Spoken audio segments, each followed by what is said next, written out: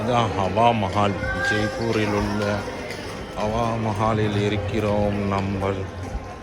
இப்படி இருக்க பார்த்தீங்களா ராஜாக்கள் அந்த காலத்தில் வாழ்ந்த விதம் செம்மையாக இருக்குதுங்க. ராஜ வாழ்க்கைன்றாங்களே அதெல்லாம் இப்போ தான் தெரியுது.